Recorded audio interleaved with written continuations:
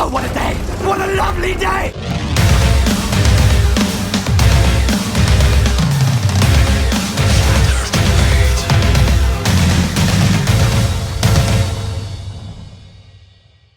Welcome to Flat Earth Debate Uncut and After Show. I'm your host Nathan Oakley, and if you are new to this channel, or you've not done so already, then be sure to subscribe and hit the bell notification icon to keep up to date with the Flat Earth Debate. If you'd like to support the channel, there is a super chat that runs alongside each of these shows while they premiere, and there's also a PayPal, Patreon and crypto link in the info box below the video. Speaking of Patreon, I'm going to do a quick shout out to all of you who do support me on Patreon, so a massive shout out of appreciation to Abraham Mohammed, Adam, Adrian Quintana, Alistair Main, Blue Ridge Ranger, Burn Fat Till My Stomach Is As Flat As The Earth, Chow Young Cat, Dank, Dave Rakia Gafford, David Robinson, David Wayne Foster, Daz Studio 68, Edwin Johnson, Owen Jennisons, Felix Hung, Fireball X, God Rockin', Henrik 86, Joshua Balsimo, Kirsten Smith, Liam Nedrick, Life Is Short, Maria Nealands, Matt, Missouri Bear, Nagara, Nathan Thompson, Naibai, Rob H, Skeptic 936, Steve ALM, Texas Mike, theflatearthchannel.com, The Real Gabster, Tina Baker, Tom Herkins, Unbelievable Productions, and Windrider. So a massive shout out of appreciation to all of you for supporting me on Patreon. Now we are joined by a couple of people in the G Plus panel, together with a whole bunch of people in it seems like they're in the Flat Earth Debate after show, but we'll figure that out, and hopefully you can enjoy their dulcet tones while I set up for today's live show. Oh, excuse me, I gotta sneeze.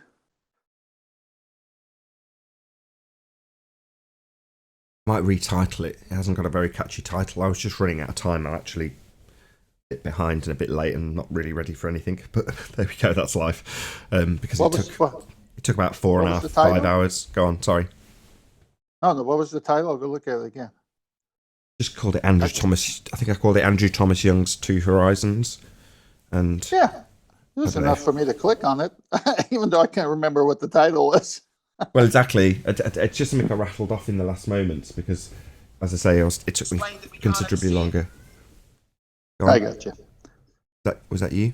Did you play? Yeah, I just turned it down. Oh, okay. I just turned down my phone. Sure. I just wanted to know where it was coming from. I just hadn't got my eye on the screen at that moment. So I just, like I say, it took 4 or 5 hours to make. It just took an eternity. Yeah. There was no real reason for it to take that long. I won't bore you with why it did. But yeah, it did. It took a long time, and even the thumbnail took a long time. I was like, I'll take take a shortcut with an old donkey picture with Andrew Thomas Young's diagram that I'd used before, and just put Andrew Thomas Young's name on it so I can get in the shower and get on with the show. And then I just couldn't find that thumbnail. I'm like, God, I'm searching through 1,000 or 5,000 pictures to find this one thing to save me time. And by the time I end up finding it, it'll have cost me 20 minutes or something. It's ludicrous. There we go. The life of a videographer. Yeah. Well, special moments sure come up when you discuss this subject. And Rumpus and his wingman come into the office gate, and Rumpus gives us a golden line from Cognitive Dissonance. Like I said, he said, there's a position you can see at the 1.2 miles, and you said, there's just ocean there. What are you talking about? What do they think they're seeing? How can you see it, Rumpus, when you say you can't see it unless all the air was out, and then you tell us you see it at the 1.2 miles with the air? I mean, it's hilarious. Yeah, it said there is a point there. It's like, what, that point marked with an X labelled as horizon in your geometric model and claimed to be the physical proof that Earth is a sphere? Well, it should be there. It isn't there. It's not a horizon. A point. What, a point that only exists in your model and is open ocean in reality? Yeah, that point doesn't exist as a horizon, and it needs to be a geometric physical sphere edge if you're to assert that we're standing on a sphere. We're not. We don't have a geometric horizon. We need to have one if they're going to assert that that's the thing proving we're on a sphere. So it's back to the Coriolis. We don't have Coriolis. Angular momentum's being preserved. Oh, really? Well, you're claiming that the deviation given to you in Coriolis effect proves that Earth spins, and now you're giving me a justification why we don't have that. And here we are with the physical sphere edge horizon blocking boats and buildings is the proof we have Earth curve, but we don't see a geometric horizon. I'm going to justify why we'll never see it It would only be visible if I sucked out all the atmosphere and the geometry we're doing isn't geometry, we've got bent lines and never have a tangent. Only drawn when we imagine that we've got a R-based horizon on a sphere. Never to be actually viewed ever, but described by Andrew Thomas Young as being an apparent position with a line of sight to it. But we don't see it. It's just the height of doublespeak to lie to people that are on a sphere with the presupposition to a point you can't ever see, a geometric horizon we don't have. Right, but it's so amazing how the brainwashing is so deep that Rumpus could actually say there is a position there you can see at the 1.2 miles when it's just clearly ocean there. We're looking over there and we say, where, Rumpus, show us where. And he says, no, it's right there because I was told it was there. I mean, you were told it was there. It should be there if it's there. Classic. Yeah, we only have one horizon. He's invented a second one that's been invented when drawing and considering no atmosphere, removing what he called refraction, and then saying in the real world we've got geometry for refraction. That's what we need to consider. 7/6R terrestrial refraction in the real world.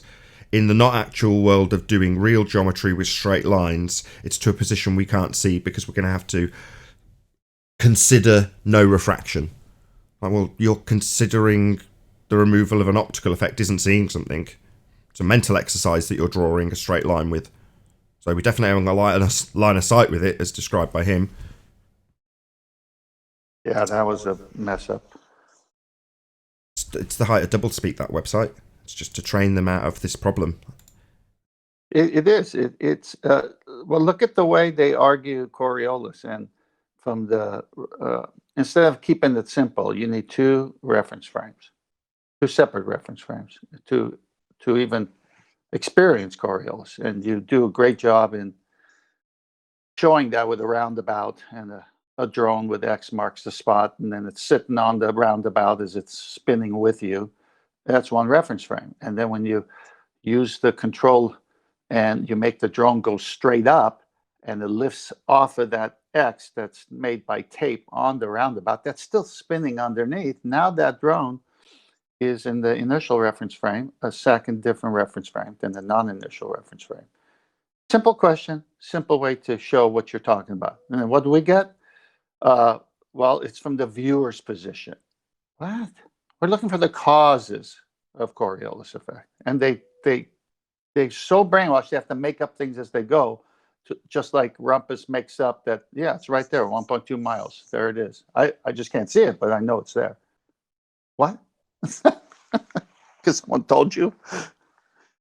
Yeah, they want to get away from the projectiles in every instance of the Coriolis being detailed. Because in the case of the projectiles, you can just immediately cross-reference it with an aeroplane. And once you've established that to have the effect, you've got the Earth turning underneath that aeroplane, that immediately gives you shortened flight times. So if they start focusing on the ball or the bullet or the football being kicked or the projectile itself in any instance, that means they've got a position where they've got the only thing being talked about having the effect because the Earth's turning underneath. And in their argument, they need to get away from that and actually justify why we don't see that effect in things like planes by saying, well, Earth doesn't turn underneath, the very necessary requirement for having Coriolis effect to prove it spins. But they'll get away from it and just assume it spins along with the atmosphere. So they're still begging the question of an Earth that spins, so that's all hunky-dory, but they're no longer arguing for Coriolis effect. They start arguing for the conservation of angular momentum. Well, as soon as you're conserving the momentum, you're not getting a drift. Then they say, oh, well, you don't ever have a drift. We don't expect it. Earth doesn't turn underneath. It's like, well, you need it to if you've got Coriolis effect. Same with Earth curve. You need a physical horizon to block things in the distance so you can tell us how much the hidden values are. And if we never see it, it's only ever a thought experiment, cannot ever be viewed. Al-Biruni couldn't ever see it from on top of the mountain because he can't just take geometric considerations and ignore a fraction when he's making a measurement. To give you an R in the first instance, to beg the question of 7/6R, so Andrew Thomas Young can tell his audience that in the real world we see geometric 7/6R. No, we don't see that in the real world, even though he didn't say it in that vernacular. He said we see terrestrial refraction in the real world. We don't. Terrestrial refraction is 7/6R. It's a geometric expression of what they call refraction. It isn't refraction. That's the bending of light from a straight path. That's what being refracted means, deviating from straight. And in geometry, you're dealing with tangents and straight lines, and they're only straight lines drawn to a position that doesn't exist in reality, a geometric sphere-edge horizon, which we'd absolutely see if it's a sphere. But the starting point to beg the question of something that moves and never actually gives you a physical sphere edge, that position being the horizon, the diffraction limit, that position will be reified when needed into a position that's physical, sphere edge, and blocking things in the distance. And when it doesn't match, they'll just say, oh, we've got two horizons. One from the maths with a straight line that we'll never ever see. It's just imperfect conditions when the sky vacuum sucks out all the atmosphere. That one as a thought experiment we'll draw a line of sight to, because that position's an apparent horizon. Well, hold on. When we make considerations and think about removing refraction and optical effects, that doesn't suddenly make us have a line of sight to something ever. But you're going to reify it by using this magic trick. That's all Andrew Thomas Youngston. 3 or 4 pages of doublespeak to end up with two horizons, a geometric one that we don't see, and what they call an apparent one, even though in one line in his description of this, he has got the geometric horizon described as having line of sight when you ignore refraction, because it's an apparent horizon, and it's not. It's never apparent. We never see it. You can't describe it as apparent. He does, because he's a liar and he's a funded double speaker, and he's using this as a magic trick to train retards to come here and debate with us so they can assert they've got two horizons. Well, the one we see is based on the one we don't see. Well, if we don't see it, it's not a demarcation between land and sea or land and water. It's not a horizon anymore. Well, you remember the page titled Refraction by A.T. Young. And he says at the bottom, all of the calculations above were done on plane surfaces, period. And then the next thing out of his mouth is, but we know the Earth isn't flat, exclamation point. Now, this is a very key insight to what they're doing, because he's saying all of my refraction numbers above are done on a flat plane surface, period. But we know the Earth isn't flat. So now let me give you this refraction argument and curved lines and blah, blah, blah, because we have to make it match our model. So obvious. They need, every time they do this stuff, they have two of one thing. Instead of just having the one thing, they have a second horizon. Instead of having a real Coriolis that's Earth-based, the minute you kick up an engine on an airplane, the Earth somehow stops rotating. I mean, what are you talking about?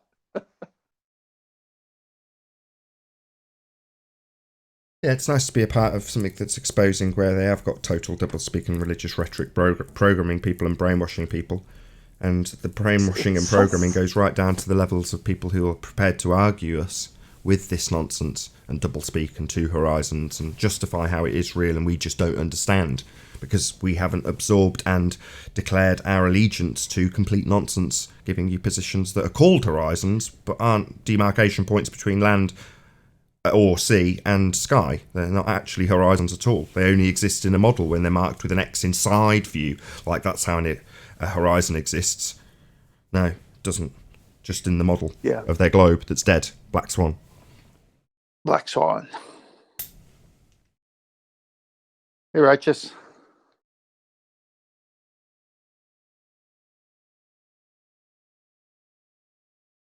Playing the game. Righteous. Hey, I talked to a doctor friend of mine, and he wrote something out. It's pretty long. I don't want to go through the whole thing, but he was talking about the coronavirus, and he's a doctor, and he had people asking him, "What do you think about it?" You know, obviously he's a doctor, so he had a very interesting point, and he wrote it down in like a blog form, and I said, "Well, send it to me." And so he did, and I read it. I'm going to read it again, but basically he's saying that all the numbers are corrupted because of how they're treating it, and we'll never know because of the corruption of the numbers, because they're saying to people that hospitals and other places that come into contact with this, that no matter how the people die, put COVID-19 on it. He says that's not the way you get real numbers and real data. He says the actual numbers can be verified, and they point to nothing more than the seasonal flu in its outcome. And I said, what do you mean? He says, well, the two cruise ships that were at different parts of the ocean had 3,500 passengers roughly on each, and they were said to have this virus. So what they did there was they counted everybody on board. That's the way you get numbers, not just the ones that feel sick, but everybody. And so you take everybody, you test them to see if they have a fever and all this kind of stuff.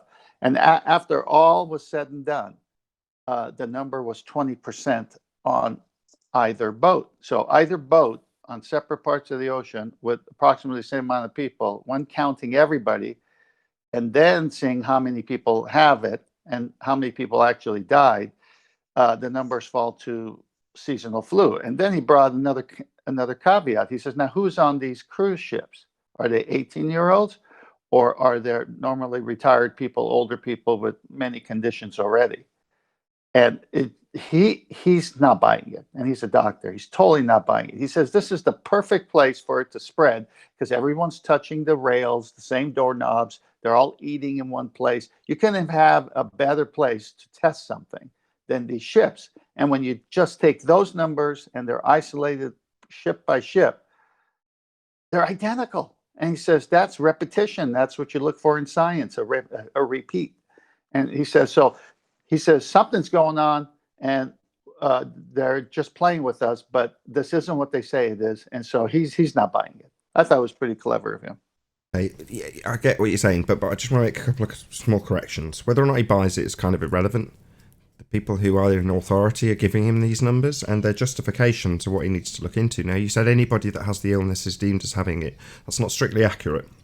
So the way the CDC, the way they announced it, and they were very explicit, was to say, if you are diagnosed and have had it confirmed by one of the kits, or if it's suspected you have it, then it can go down on the death certificate, regardless of this prior cases. If you are considered to have the coronavirus at the point of death, that can be logged as a corona death. So that's what they made explicit. They laid it out. They're telling you how they're gathering the data and how the death statistics come. Now, there's people like John LeBon saying, here you go, they're telling you. This is how they give you the statistics. And you've got people like Thrice 8 Hermes saying, look, you can't be in opposition to the authorities when it comes to these statistics. They've told you how they've come to them and what they're doing with them. And if you're going to challenge them, that's one way to get your channel shut down, because those are the official figures from the authorities, are they not? Yeah. Right. Yeah, he's not buying how they got them. You don't have to like it. How they've got those numbers, they've told you. It's not that everybody who dies gets logged with corona. If you're suspected or you've been tested positive, then you can be logged as being corona. That's specific. Now, it's very loose, but they've told you, that's what they're doing at the moment with the numbers, and that makes them correct because they made it up themselves. That's how they're data logging, and that's the rules on their data logging. So, that's how the authorities do it. It's not if, but, or maybe. You've got to accept this. You don't have to like it, 10th man. I'm sure you understand where I'm coming from. Oh, I totally get it. He starts off with a story. He says, ironically, this is short. I'll just read this part. And he talks about a little bit before this. But ironically, I was at a car dealer today picking up a vehicle from service. And the young man, having never met me, was telling me about his dad just died from lung cancer. He also volunteered that his family is very angry at the doctor in the hospital that cared for him because they put COVID-19 as a secondary cause of his death on his death certificate, with no prior evidence of his father having been infected by the virus. They are suing the doctor in the hospital for falsification of the medical record. This is not isolated, it's nationwide. But based on what I've just told you, that if it was suspected of him having COVID, he can log it that way. And that's based on... Exactly. But there's nothing... I'm just making it clear for the audience's benefit. I'm not saying I agree with this or I disagree with this. This is just the party line, if you will. And they've laid it out and said, if it's suspected, then it can be logged that way. Now, that's just how they do it. That is the way it is. Exactly. And I'll round it off. I know what you're doing, and I agree with it. This is not isolated, it's nationwide. That patient that died from lung cancer is in the national database as a COVID-19 victim. As a result, you cannot trust any of the numbers reported by any source. The resulting number of Oh, sorry. You're reading it. Or are you making this up? Because, no. No, I'm You're reading. saying you can't, you're making a statement that you can't trust the numbers. Well, no. Those are accurate numbers, based on what I've just told you. He falls into that category, so he's been logged as he should have been, based on their making it up themselves of the rules. I've just said it already, and I'm going to say it again. You don't have to like this. He does fall within the correct statistics, so you're declaring now that you can't trust the statistics. Well, no, those are correct. You are wrong. I'm sorry. I love those second horizon numbers. Don't have to like it. I love it. Oh, that was fun, Nathan. They're the authorities. They've authored these numbers, and they've told you how they've got them, and that is how they've got them. So the numbers are right. Oh, this is good. By the way, the yesterday and shows previous and shows I'm sure in the future, this is what makes this channel so great, because you get these crazy ballers here, and they just have to make up stuff why the stuff they made up isn't working because we take it down so good from all angles, right? So it's like one of your best lines ever was, "Now you're fighting for no deviation while trying to prove Coriolis." I rolled when you said that initially a while back ago. Yep. Simon Dan. Check it out. This guy's bouncing up and down whilst towed by a tractor, and he's not deviating. Oh, well, he's not going to do very well at proving Earth spins then, as that Coriolis proof is an apparent deviation, because Earth's spinning underneath. So if you're trying to give a small example of that with showing that this guy's deviating, show him bouncing, and then show the tractor disappearing from underneath him. Well, it's not because the tractor's going away in a curved path now, is it? It's because he's bounced up and down, and the tractor's moved underneath. That's what would give you Coriolis deviation. You know, from the tractor, it would seem like he's curved out of the back of that tractor, the trailer being pulled. He hasn't, he just went up and down. But that's not what Simon Dan showed us. He showed us towing the guy, bouncing up and down with no deviation. And you're like, well, how's this translate into a globe proof? Oh, well, it doesn't. I'm showing you how angular momentum's preserved. Yeah, how does that translate into a globe proof? Oh, well, it doesn't. This is my defence for why we don't have Coriolis effect proving Earth spins. Try it at 70 miles an hour. Maybe if we had a cart pulled by two donkeys instead of an actual mechanical tractor, we could have got a different result. Well, the demonstration's akin to me throwing a ball up and down in a closed car. He's got a great big board blocking the wind and keeping him in that first reference frame. So that's all that's happening. So it's a demonstration of no deviation. And the claim proof Earth spins is having an apparent deviation. In other words, you can see it. So right. Not seeing it and then justifying why you don't see it isn't going to prove Earth spins. But these Muppets have got so used to hearing the argument from the fundies, who can somehow weasel their way at the end of the argument into having a kind of deflection with a load of caveats attached, so they're still clinging on to the idea of Coriolis somewhere in the argument. But at the same time, every time they've detailed not having Earth spinning underneath, they've automatically assumed Earth's still spinning, with atmosphere spinning with it, defying the laws of gas. Mm-hmm.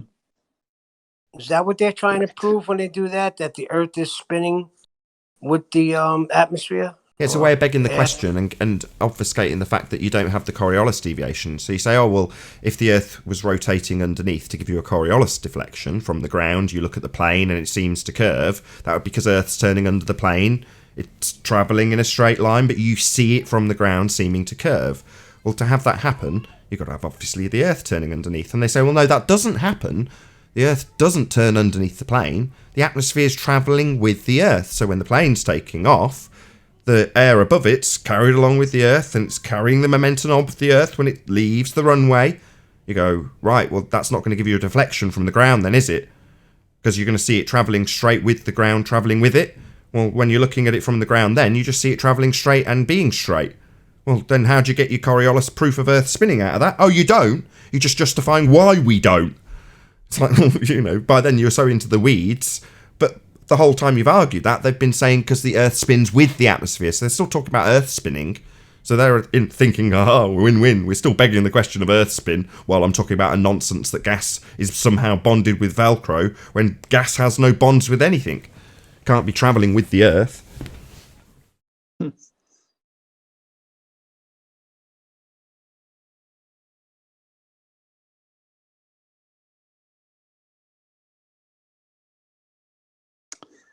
Yep.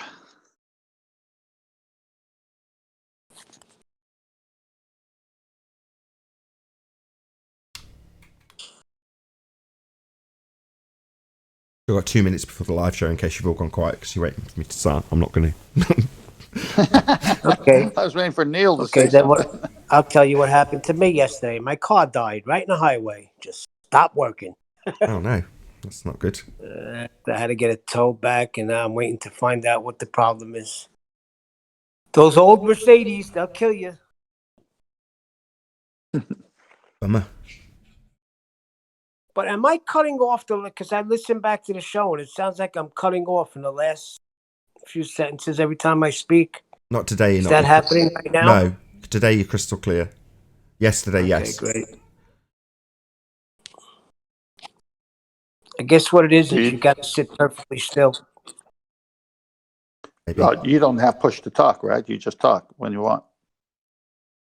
Yeah, I just talk, but if you're moving around, I notice that. Like if I'm sitting perfectly still, then every word comes out. Yeah, you sound good. I don't know how long I can hold this position though. It's like at the end of Terminator 2. He's holding on to the grenade, the bit of breeze block on the detonator. You know what I'm talking about. Oh, what a day! What a lovely day!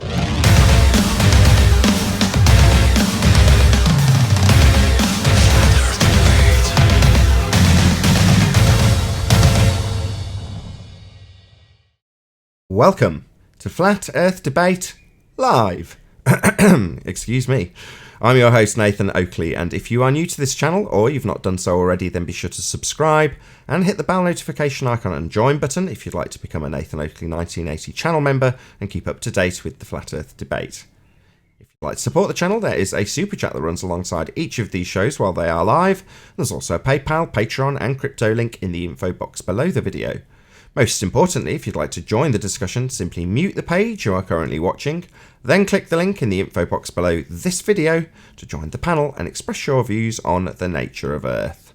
If you do join, please don't swear. If you do, you'll be ejected, and if you are, please don't try to rejoin the stream using sock accounts. You'll be warmly welcomed back on the next stream. Please also share the show on social media. Sharing the show obviously increases the live audience, but this in turn increases the chances of a more diverse panel, so please share the show. And one last time, if you're new to the channel or you've not done so already, then be sure to subscribe, hit the bell notification icon and join button to keep up to date with the Flat Earth Debate. Now, as we've got a new lion, as a Nathan Oakley 1980 channel member, that would be Kamikaze Gilmore. I'm going to do shout out to all of my lions, so obviously Kamikaze Gilmore first and foremost, DJ Neo Shaman, Steve ALM, Anaconda Maltlicker 17, Rhett Priestley, Contrapian, Windrider, and All People Free People. So massive shout out of appreciation to all the people who've joined as a Nathan Oakley 1980 Lion channel member. Now we are joined by a fair few people in Discord and G+, including Righteous Force and 10th Man, so welcome one and all. Good morning. Discord.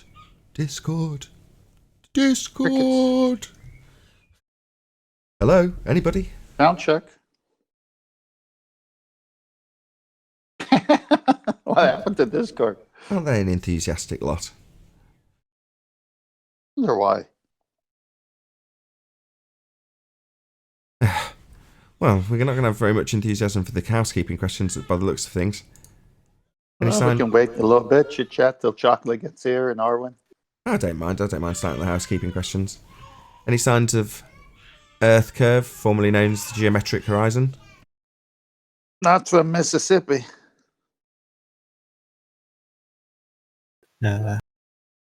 It's geometric and apparently. No, we only have one horizon. It's just not geometric. What is it, apparent then? All horizons are apparent by definition. It's the apparent position where the sky meets the ground or sea.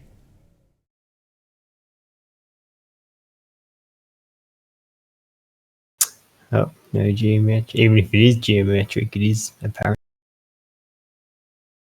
If we don't see it, it's not a horizon. So drawing a dotted line to a position when you, ignore refraction, i.e. the effects of the atmosphere, then you're not seeing it. You're taking a consideration how it would be if you didn't have atmosphere. Well, that's not seeing something or having light, something apparent. Line of sight to something apparent. That isn't that. Hang on. Let's get it straight. You said how they would want to see it. How would it be if you had no atmosphere? Or it could be easily said, how would it be if we lived on a globe, but we don't live on a globe, so you got to make up the stuff. Because if we lived on a globe, it would have to be there.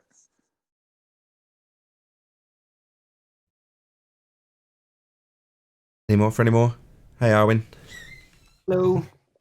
Any signs of axial rotation of the Earth-based variety? No. No rotation. No motion.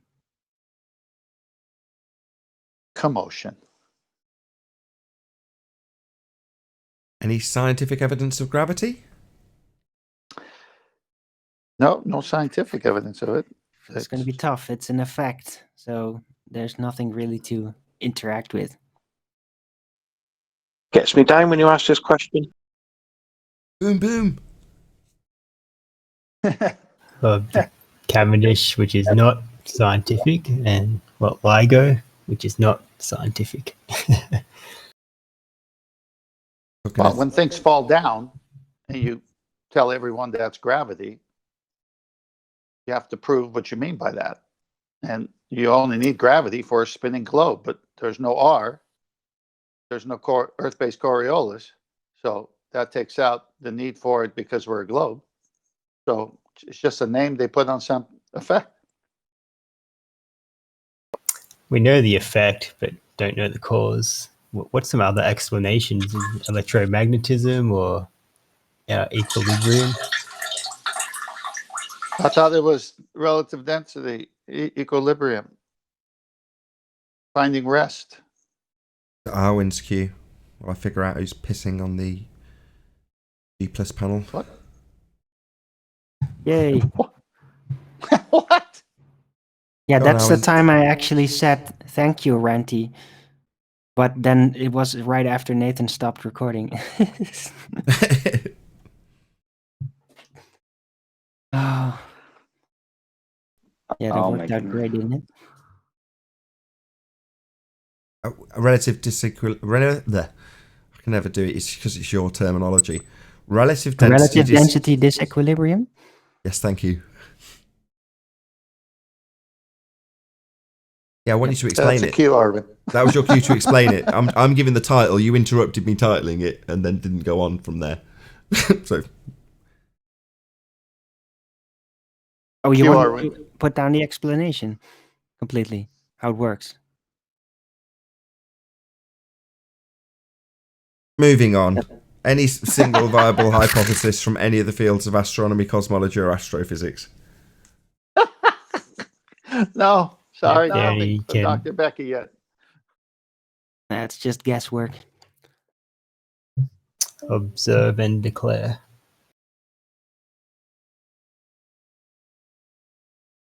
Any evidence of the distance to the sun?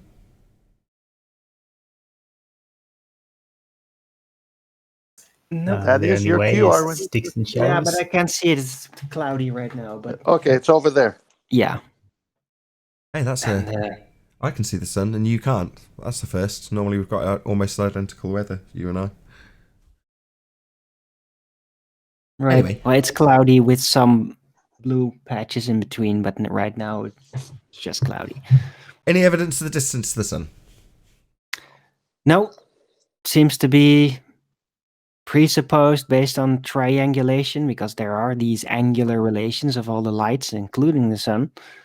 And they just presuppose, well, because of the angles, if we assume certain types of shapes of what we're standing on in orientation, then we could assume that those lights are specifically in a physical, literal location somewhere. But yeah, in order to do that, you've really got to confirm that they are in that specific literal location. So has any of that been done? I don't think so. That they are, did you say? They are? Are? Yeah, you'd need Are? R for that, wouldn't you? You said presuppositions of standing on certain shapes, and that's roughly translated in, you'd need an R value for that, right? When you're making your measurements with your angles and then fudging them with R? I don't think it's about that specifically. It's more about the disk presupposition of how the light should be positioned then, with the sun supposedly, 1,000 miles away. And then the ball presupposition where it's astronomically further and actually kind of arbitrary in ways, how far it is. Yeah, the second one needs stretch R. it up and... Yeah, the second one needs the R value. I wasn't talking about I wasn't having a dig at the discers. What do you call generally what is actually in reality a flat earther, a typical flat earther who does hold true to a model of a pizza pie flying up through a vacuum, or they've relinquished the vacuum, but it's still a azimuthal equidistant projection of a sphere from centre out with the North Pole at the middle. Right, in the snow globe.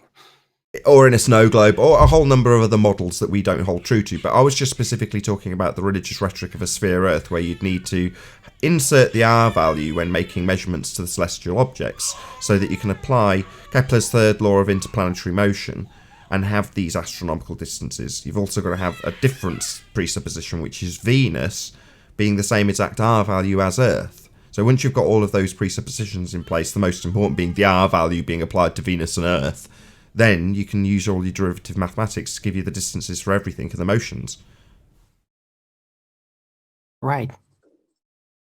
What he said. No, but you're correct. You'd need a bit of R for that. You just said you need to make certain presuppositions about the shape of the thing you're standing on. Now, obviously, that means it's generalised to both a circle disk or a globe, but I'm just talking about the globe and then astronomical distances to the sun with your 93 million miles. Well, that's all based on R. Right. Well, the orientation of what it is, what the sun and the moon are over. It's basically mostly about the sun and the moon because, they're pretty big objects, and are they look pretty small to me. They're angular-wise big compared to they? the rest of the heavenly They look bodies. tiny. They look tiny to me. I'm going to be honest. The sun and the moon, when I look at them, they're not massive. I mean, unless there's a load of glare through some clouds or something. But if they're just out there and there's nothing obscuring them, they're tiny. I can cover both of them with my thumb at arm's length. But I mean, compared to the rest of the heavenly bodies, they're pretty sizable. Yeah, okay, I'll give you that. Comparatively to other little tiny, minuscule dots, they're quite big. I'd never use big to describe them. Right. Well, they look really big when you zoom in on them. So, if you make the screen bigger, they're enormous.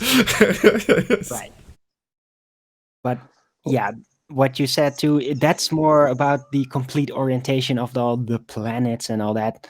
That's where Venus also comes in to determine the size about that. But originally the disk versus the ball orientation and the triangulation of, mostly the sun and the moon, that sets the idea of that specific type of distance, the 3 or the 5,000 miles. How much was it for the sun and the moon over the disk? And the much, much further away for the ball. Yeah, insert R and you end up with massive distances. I think the point, Nathan, I hear you trying to make is, since there is no R because of Black Swan, that all this stuff is made up. Kaboom! This part of the model also implodes upon itself when you debunk R with the Black Swan, correct? Yeah. You still require the Earth to be a globe underneath that ball of stars surrounding you and all that, in order for that to be the way it is.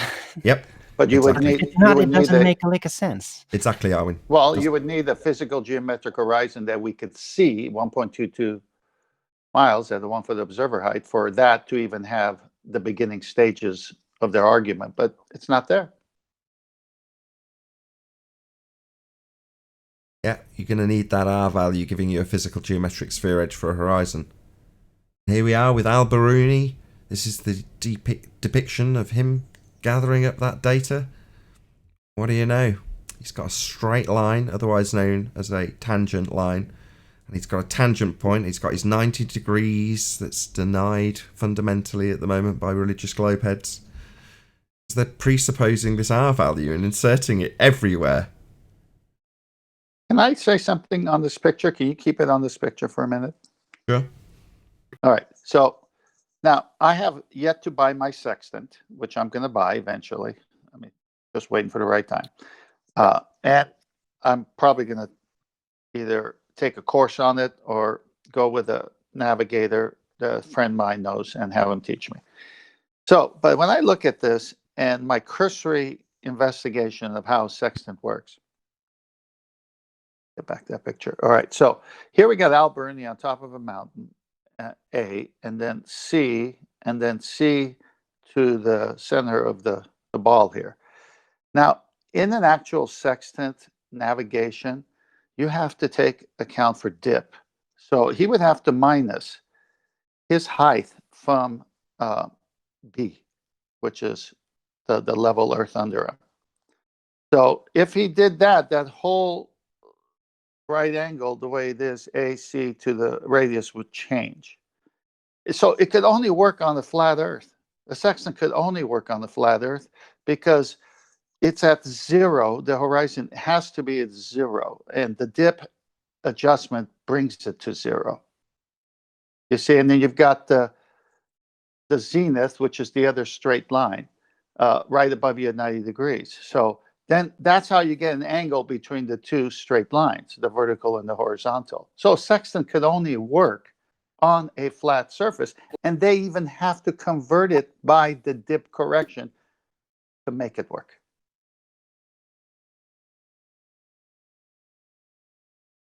I think we can skirt past the any evidence of the R value. Any evidence of a self-perpetuating molten iron core at the centre of a presupposed spherical Earth? Only seismic waves, which they got wrong at 12 miles.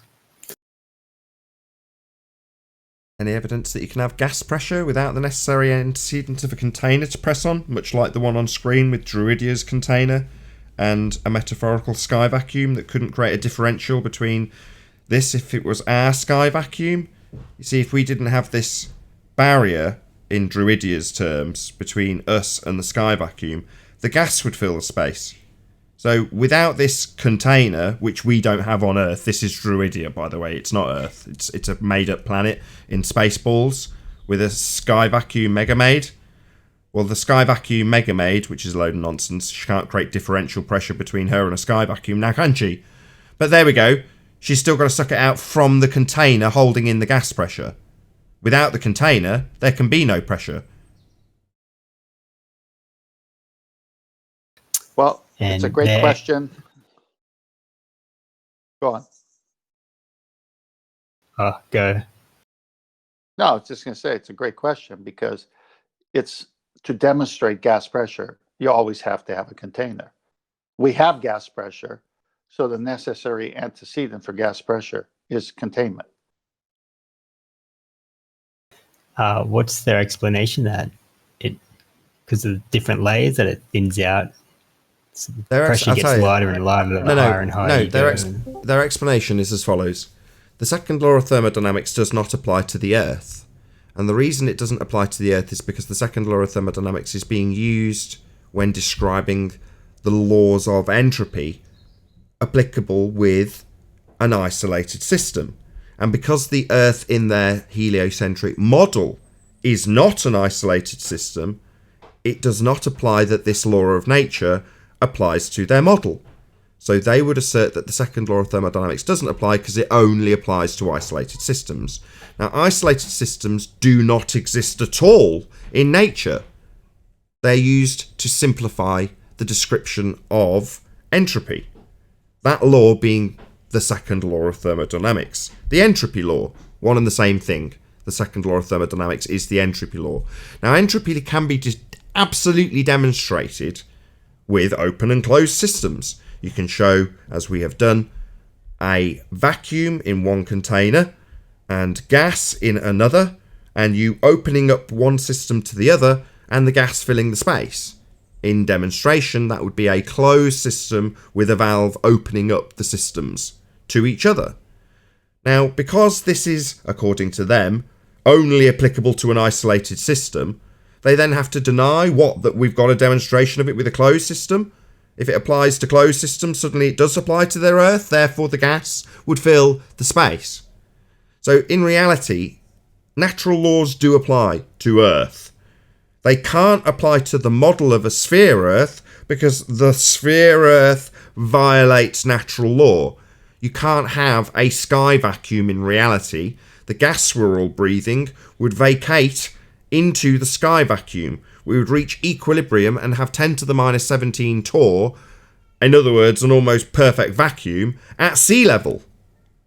The gas would fill the space if the sky was a vacuum. The sky vacuum being outer space being fake, a place that is not real. And if you can't travel to this place they claim to travel to take pictures, then their pictures are automatically fake also, as are any claims of any journeys that have been taking place in this fake place. If they're claiming spaceships can travel through the air we're breathing, go past the air we're breathing into a vacuum, so their little tin can travel into the vacuum, but the gas just waves goodbye as they go past it. No, it would all be travelling along with them into the sky vacuum if there's no containment. And they can't have containment, they've got rockets travelling into the sky vacuum. So it's just a nonsense fantasy world where they have made-for-TV movies from a company called NASA that aren't creating anything from an actual place. It's just theatre and high wire and magic tricks. Because the place they're claiming to be doesn't exist. Outer space is fake. You can't have a sky vacuum. The gas we're breathing would fill it. It's entropy, a law of nature, described with isolated systems to make it nice and easy for you to understand in the second law of thermodynamics. Yeah, because the atmosphere that they say extends out to the moon, like that would break down or equalize, and the layer under that would equalize and keep breaking down. Doesn't matter how far they push out the gradient.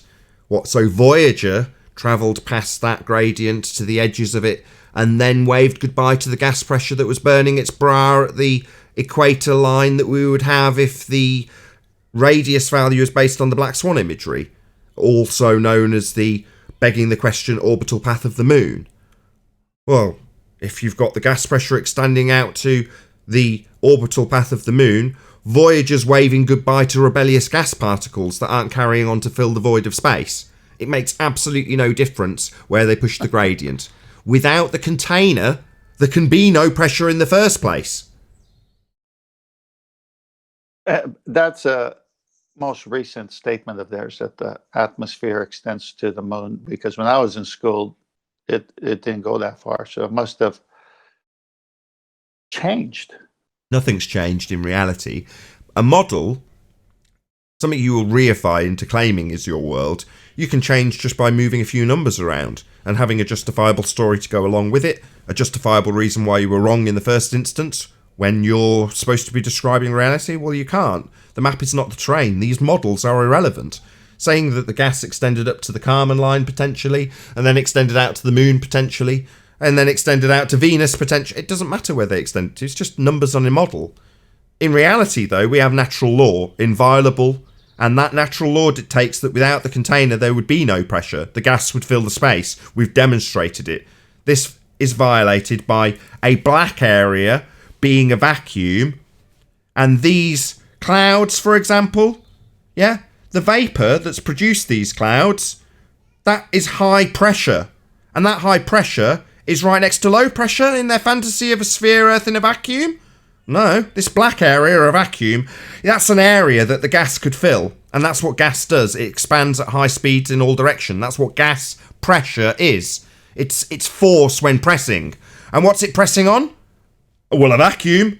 Well, your gas pressure can't press on a vacuum. It disperses into vacuums, and all of this claim to be pressure next to a vacuum in this stupid picture of a blue marble in a sky vacuum is just a fantasy that they claim to have taken from a place that doesn't exist.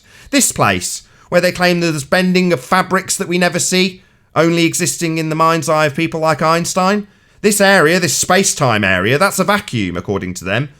And we've got, what, clouds swirling around at high pressure, not dispersing into a 10 to the minus 17 torr vacuum? No, that's how the laws of nature dictate that gas would absolutely behave. We wouldn't have any gas anymore. It would all fill this area.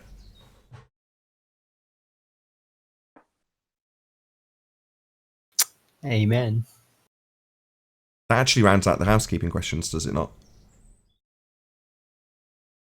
Think so? Cool.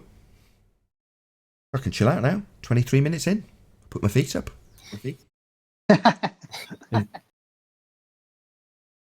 that Rumpus's head? It is indeed. He's just beyond the... He's there to demonstrate what the geometric horizon would be. So, you know, the bit that's obscuring the rest of his body, that's the physical sphere edge horizon. What got me is like, never seen a satellite. You know, they say they can zoom into millions of miles away, but they can't zoom into cities sticking out sideways. You know, like, I've always wanted to see that, but now I know why.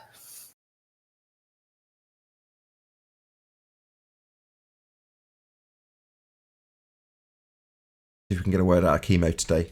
Hey, Chemo, you there? Yes, I'm here. Hello. Good afternoon. Long time no speak. How are you doing? Not bad. Just listening to the arguments, really. I mean, it's just amazing how the ball earthers have just completely given up with this question. I've been just trying to go over the road. They just don't want to get into it. They can't explain how the horizon is just constantly shifting from A to B to C. It's such a strong argument, yes. But I keep probing, keep asking, and they seem to think refraction of some kind. The horizon is refracted, it's not geometric. This is what I'm trying to explain. They seem to think this light, this refracted light, is physical. They jump back between physical and apparent. So they're stuck. They literally are stuck.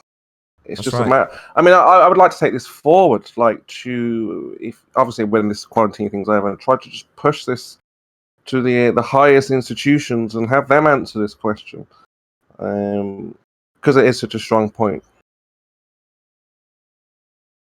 Have you thought about taking this, I don't know, to the media, or I don't know, just something where this can be, because it's not just like flat Earth now. It's such a strong argument to debunk the globe, their model, their geometry. So I'm just eager to get this out there. The first step, this is what their higher education teaches. the first step is to get everyone to understand it on our side at least. So in terms of that, it's going to take probably another 10 months before we're at that stage. But you're ahead of the curve here, Chemo. I've said this before. With this argument, you're battering people and you know it. But not everyone's at that stage yet, I'm afraid. You might not have realised that. I think they get it by now. I think now they're just... I mean, because usually they would have come up with an answer, which they know is not refraction. So I think now, again, they're just in shock. I think the ball earthers really get this argument more than, you know, they like to let on. I think you're wrong.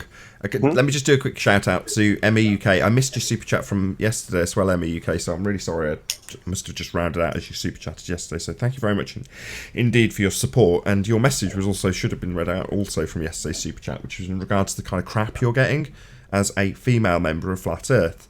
And yeah, you're right. There's a lot of crap that the women in this little corner of the internet get, and you're one of them.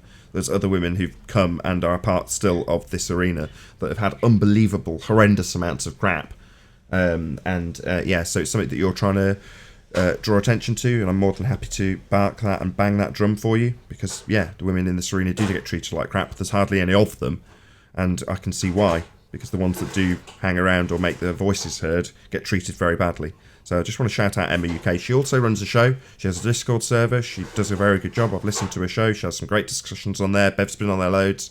He promotes her when he's out doing his discussions, and has had me plug her show when he's asked me to plug him. So go and check out Emma UK, and thank you very much indeed for the support.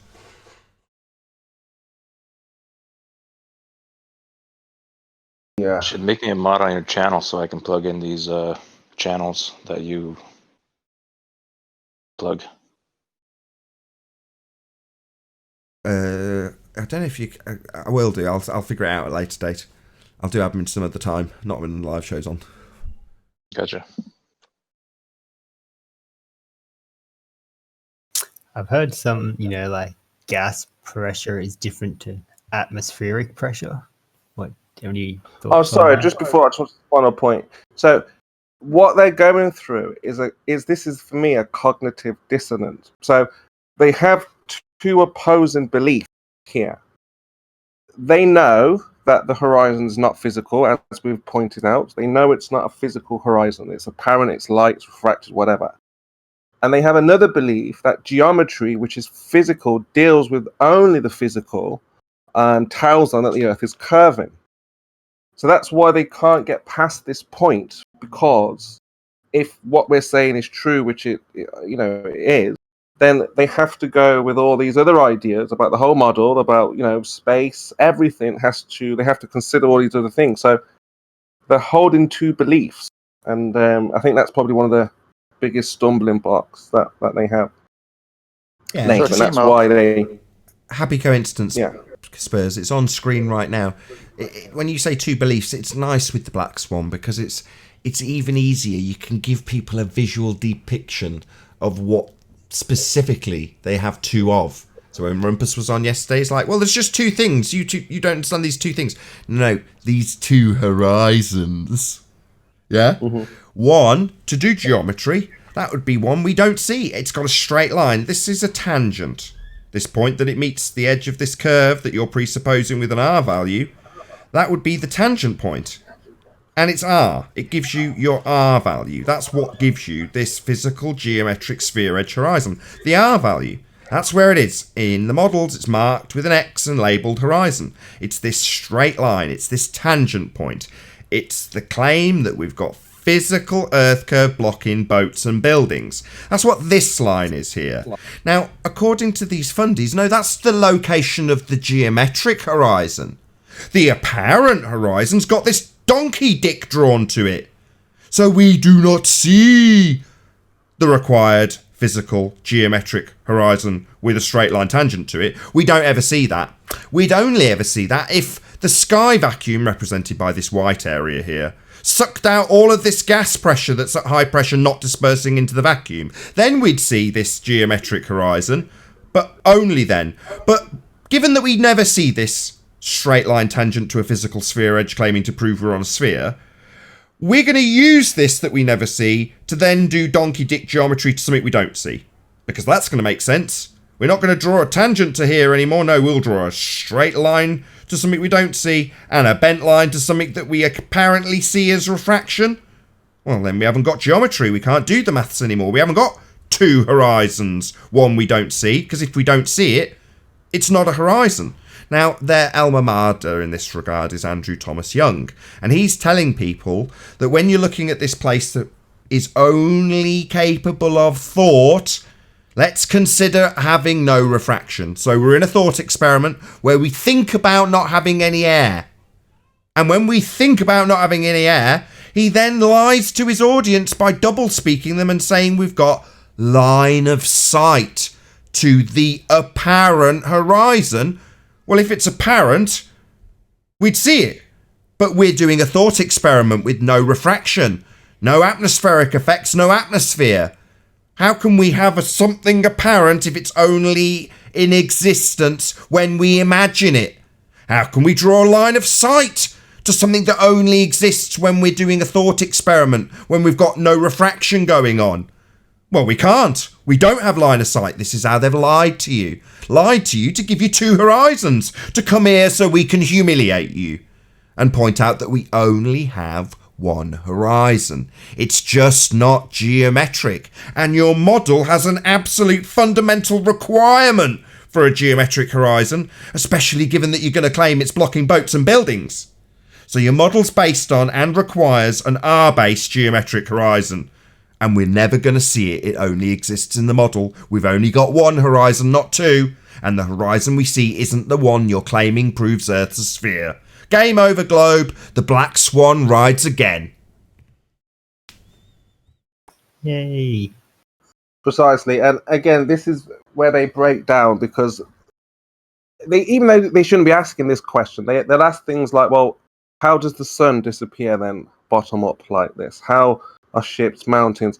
They ask what's obscuring.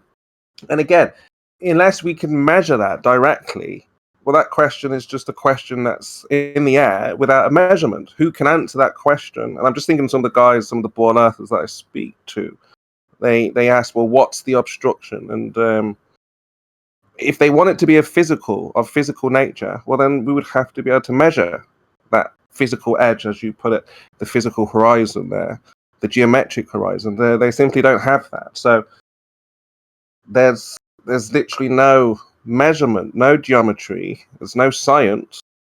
What I'd like to know exactly what makes them believe that this Earth is a globe, as they put it.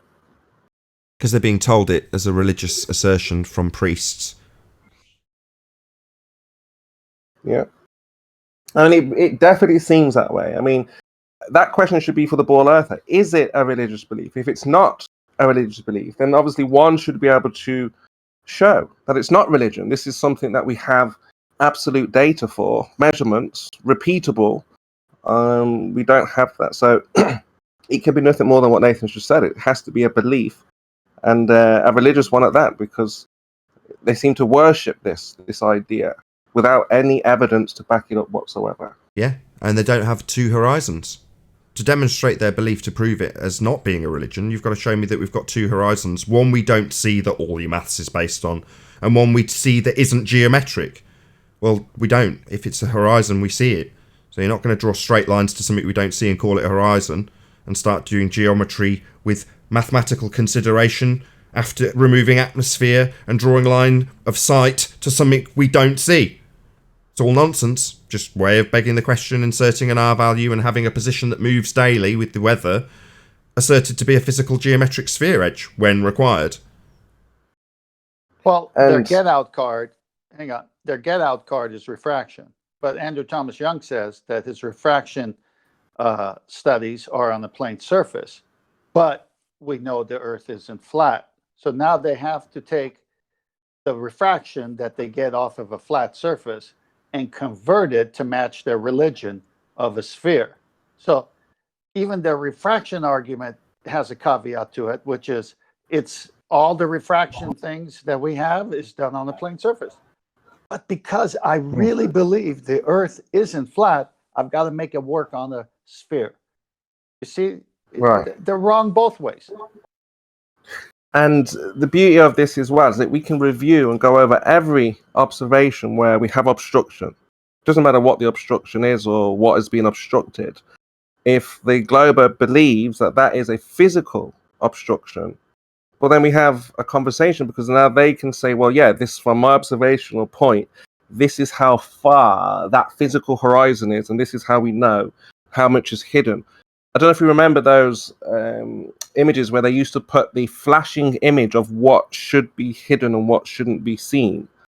They don't use that anymore because that is strictly geometry, not atmosphere. So it would be worth reviewing some of those old images where Rumpus would say, look, this is what the bottom, this is where it should be. This is where the building would be if this horizon. Yeah.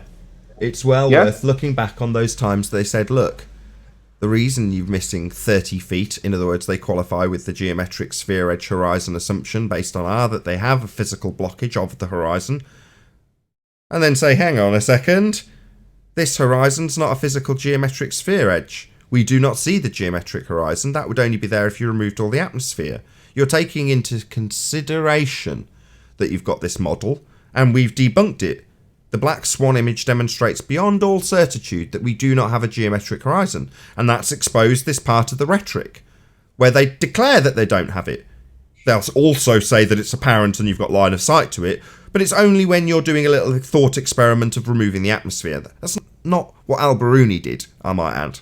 So this is all kind of the web of lies exposing itself, starting to come apart at the seams, because we don't have two horizons, and that's where we've reached in the argument.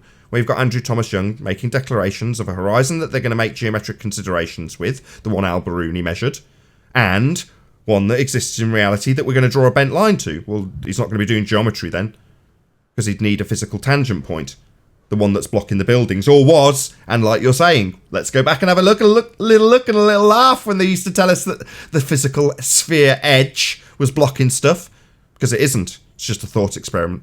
It's just a religious belief. It's almost like we're kicking ourselves now, because if we understood this argument from Isle of Man or way before, that they were arguing that this to be the physical horizon, if we understood what we were actually saying or what was being put forward, this could have been ended a long time ago. It just seems now, we've been caught up in this period where we can't take this argument forward to the levels that we want it to.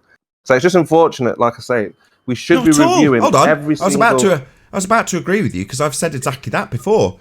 I was like, when the penny dropped for me about the Black Swan, I'm like, my God, the amount of time we wasted on the Isle of Man, we could have cut through that crap in an instant if we'd have understood that they're not drawing any tangent lines, that every time they say the word refraction, they're doing donkey dick geometry, and it's not geometry anymore, but they're still asserting a physical blockage, a physical sphere edge horizon getting in the way, the things in the distance being loomed up and with respect to it, as Rumpus, to quote Rumpus. You know it's looming because of its position with respect to the horizon, end quote, the Rumpus. So as soon as you say, oh, well, hold on a second, if we're dealing with refraction, then we do not have a geometric horizon. How are you going to draw a tangent line? Suddenly that would be the end of the argument for the model, because you can't draw tangent lines to something physical anymore. It doesn't work both ways. You haven't got two horizons, and the horizon they're drawing a tangent line to would be a physical one, non-geometric, geometric, non-refracted. So you can't have it both ways, lads. Suddenly the model falls apart. And hold on, just let me get to the end. And when Al B came in, this is available to members early, so it'll go out on Saturday to non-members on my second channel. But if you're a member on this channel, you can watch it now. But that argument with Alan B, me getting furious in the live show, followed by arguing with Rumpus, with him telling us we don't understand these two positions, meaning two horizons, that was why I got so angry with him. Yeah, if I'd have known all along that you don't have a geometric horizon, you can't draw a tangent line to this physical point you're claiming's blocking the Isle of Man, where's the beach, I would have cut through that crap in an instant. It was just religious chanting, it was rhetoric, based on a model side-on Muppet vision, begging the question, proof of nothing, perspective hijacking Earth curve calculators, an assumption of R, and a position we don't have, ever, can't see, suddenly being a position that's blocking the Isle of Man with stuff refracted. Makes no sense, it would have fallen by the wayside if we'd have known, hence me getting so angry at them. How dare they come here for this amount of time to argue for a year solid that we've got a physical sphere edge when it's a bloody thought experiment?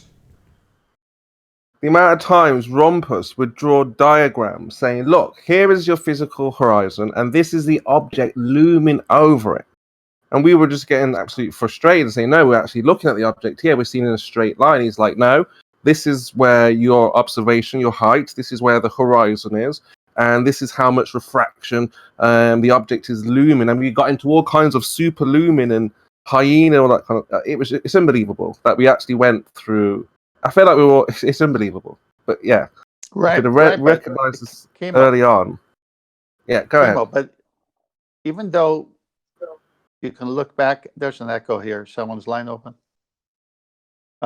Even though you can look back and say, wow, we could have nipped this at the bud earlier. What it did allow is for them to make a claim that we now could go back to that's been recorded, because now they're saying the exact opposite and using our argument of perspective. So it's better in a sense because they have already said one thing about it. Now they have to say what we were saying to them at the time, which is perspective. It's all optical. So they're in more of a hurt because of those past shows. So there's two ways to look at this.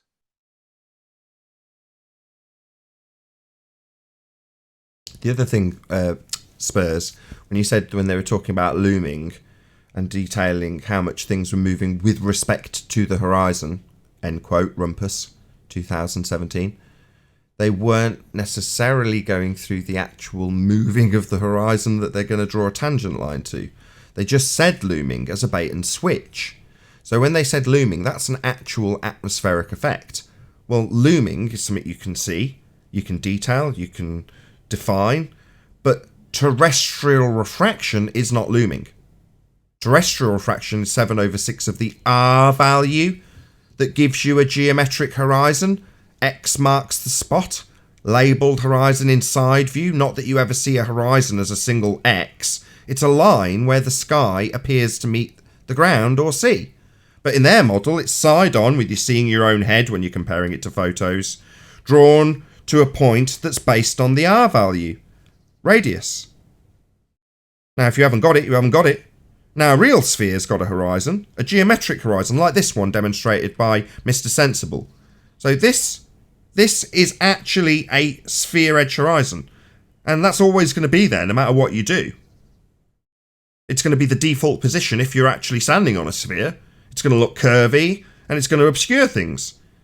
It's not going to appear 10 miles behind the thing it's obscuring. This line is never going to become the horizon for this ball. That's a geometric impossibility, and that's what we have in the form of the black swan.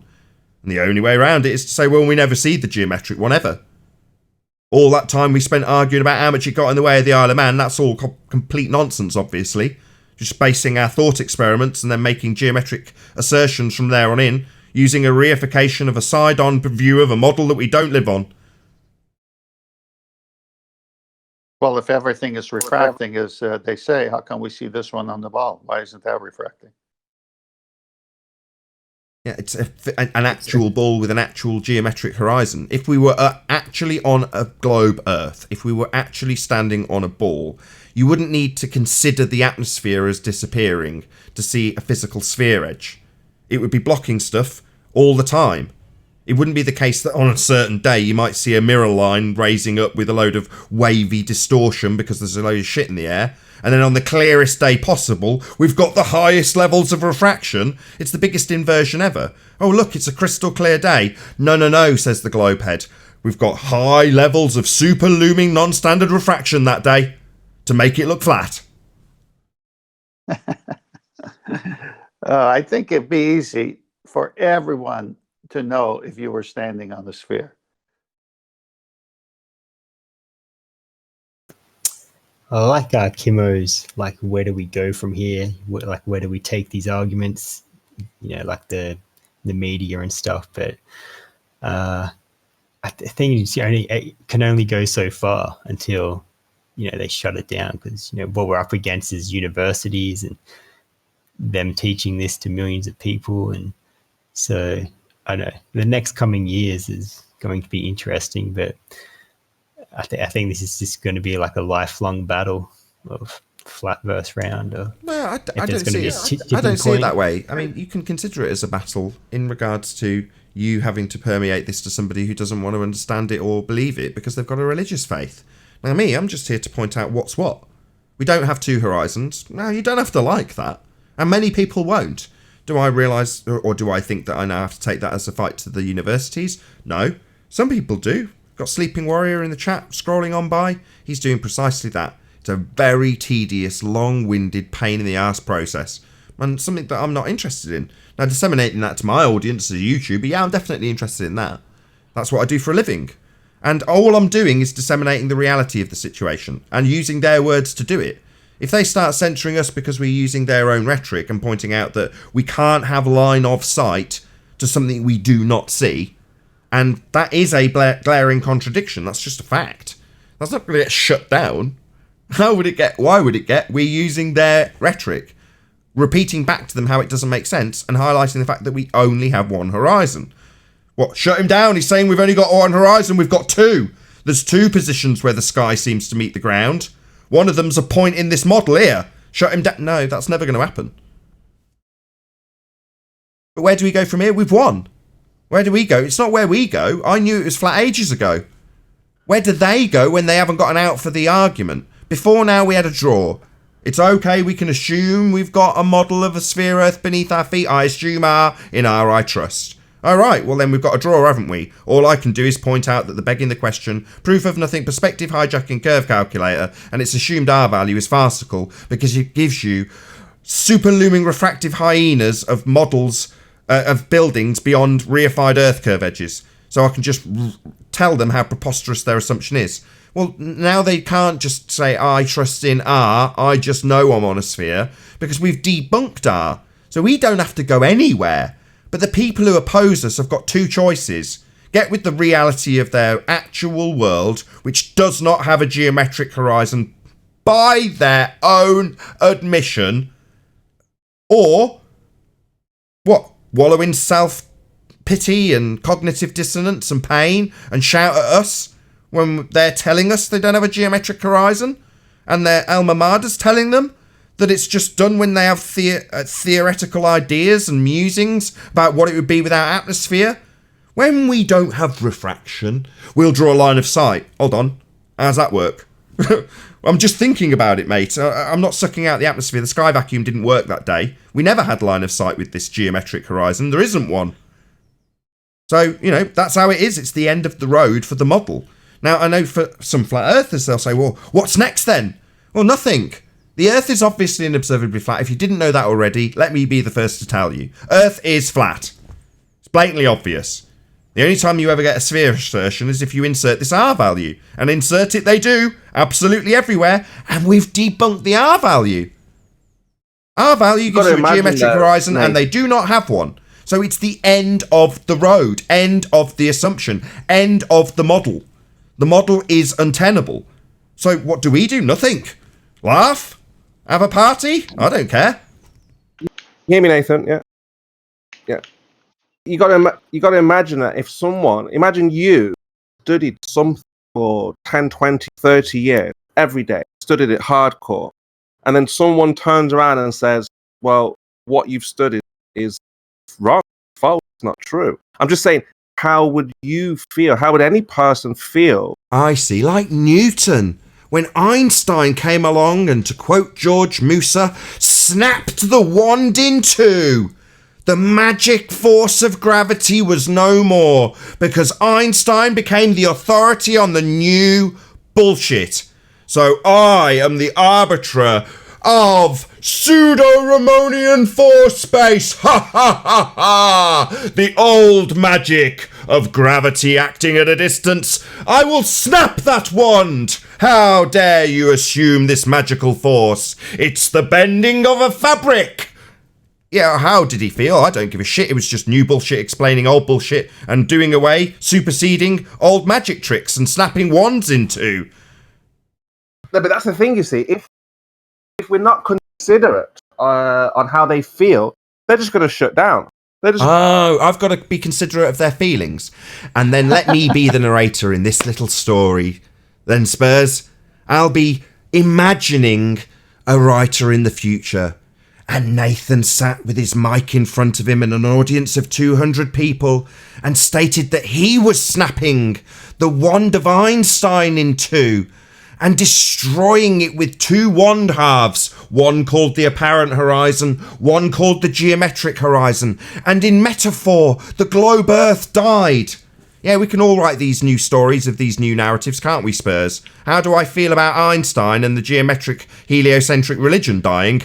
I laugh in the face of this religious rhetoric. I feel so terrible. I mean, I was just talking to this girl over in next door around.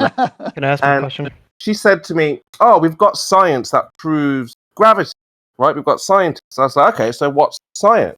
It's like, well, I don't know, but I'm sure the likelihood is that the Earth's a globe. I'm sure they've got proof and all these things. I says, okay, but how are we going to demonstrate these? So as I was saying this, I was saying, I was feeling bad because I already know I have evidence to prove it. So it's like me asking her, knowing that she's not going to be, all she's going to do is feel bad, not able to demonstrate what she's claiming. I mean, initially they come in, you know, all boastful. Of course, we've got scientists, people, the numbers. Obviously, you know, when you actually ask them, they take it as an attack for some reason. It's very bizarre. Like, if you say to them, okay, if you've got scientists who have, well, what is the science? What's the experiment? They just answer. So I feel really bad asking. You're breaking up a little bit, Spurs. Can you, hold on, Spurs. Can you drop and rejoin? You're breaking up. I'll shout a super chat while you drop and rejoin. Shout out to Big Black Swan, who says some people are receiving danger pay for having to work during this pandemic, in quotes. Which got me thinking, you deserve some danger pay for having to deal with these fundamentalist zealots each day. Keep up the good work. Thank you very much indeed for the super chat, Big Black Swan. I really appreciate your support. Mic check. You back? Can you get back in? Is there not enough room? Oh no. Spurs. Yeah, there's the room. He's a mod. He can enter in. He'll get in, I'm sure. So, yeah, I'll just wait till he's back. Hey, good timing, Brian. Go ahead, 10th man. All right. Well, Chemo is describing an everyday situation here where a person doesn't delve into a project or a subject on their own. They take the words of others.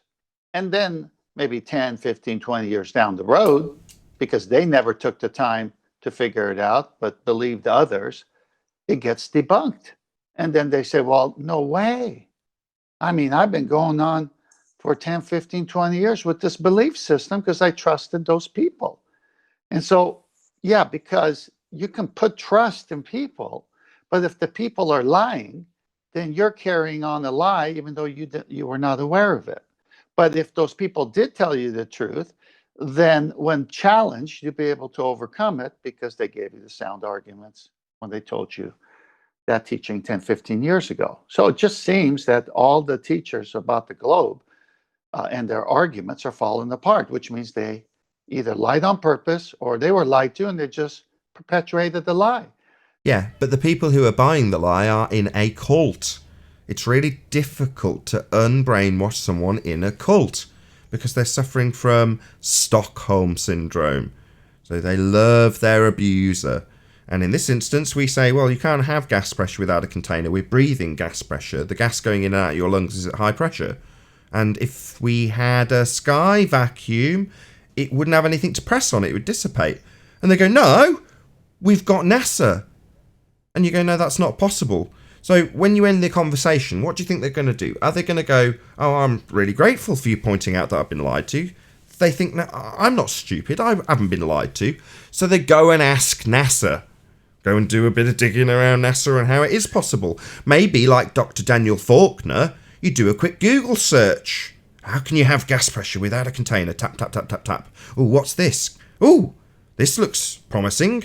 Gas pressure without a container? Oh, I'll post that in a little Facebook thread where I'm being challenged to show it. There you go. Here's a video demonstrating gas pressure without a container. And what do you know? Before you know it, you're a PhD or a doctor looking like a complete idiot, having cited a redneck fool demonstrating gas pressure gradients inside multiple containers. So, you know, that's the way it will go if you're going to challenge this rhetoric with nonsense like PhDs do, and they're using the nonsense of the people in the trenches here. So that's the way it's going to always inevitably be for these fundy zealots. My point, I agree 100%. I've actually been effective in helping people get out of cults. I've seen it happen right before my eyes, the denial stage. And, well, oh, my family believes this. And I said, okay, well, if it's true, then stay in it. But if it's false, what would you do? I just posed that question. They said, well, if it's false and I don't say anything, then I'm perpetuating the cultish lies that my family gave to me. And I go, right. So doesn't it, let me finish. So doesn't it, yes. Let me finish. Doesn't it behoove you to take personal responsibility and find out if you've been lied to or not lied to? Yeah, and what do? So you go up to the girl pretty girl in the cult who you've met out and about, and she says, "Oh yeah, I live up the road in the commune with David, and he's the guru, and the guru's telling me that, you know, in about a week's time I'm going to have to drink all this Kool-Aid because then the aliens will come and take us away." And you go, "Oh, aliens aren't real. They're coming from the sky vacuum. Oh, we can't have gas pressure without a container.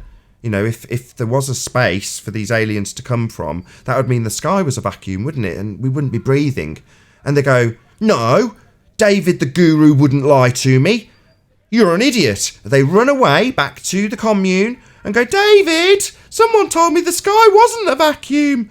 And David goes, "No, silly little child. He was just trying to deceive you. Of course we've got a sky vacuum. How do you think they get the rockets up there?" And she goes, "Oh, yeah, of course we've got rockets, haven't we?" Yeah, it doesn't matter that the same argument applies. She's just gone straight back to the cult leader and asked them. And they've lied to them with a new lie. Right, exactly. But it's amazing that I've actually seen people do that and then come back and say, "This is what they told me to answer you with." And I said, "All right, well, let's take that and break it down." And then they said, "Huh, man, I have to run back to my cult leader again." And for 18 weeks, this person ran to their cult leader until it was, okay, Spurs, can you just wait? We'll get to you, Spurs. We're nearly done. We're on a roll. I think I was on a roll. Anyway, the whole point is that those who have eyes will see, those who have ears will hear. You're not going to save everybody, is my point. But the ones who are in a little bit disturbed because you said the sky vacuum would take all the air, they're going to be bothered. You put a little seed of doubt in there. No matter how much they're being lied to when they go back to their cult leader, they have that seed. And those people will eventually come out of it, hopefully. But are you going to get everybody? No, because they keep running back to the source of the lie. Go on, Timo. Yeah, I was going to say, so they're angry. These are angry people. When you try to talk to them about the shape of the earth, they get angry. Say to them, "Why are you angry? What's the real reason why you're angry?" If they were being honest, they would say, "Well, because you've actually shown that we're not on the board, and I can't deal with that fact." But instead of doing that, they'd lash out. So I think a lot of the flat earthers are able to, they're in tune with their emotions of reality, how they feel, say what they feel, and the ball earthers are afraid of that, of recognizing who they are, what they're capable of, and if something's bad has happened to them, they don't know how to cope with it.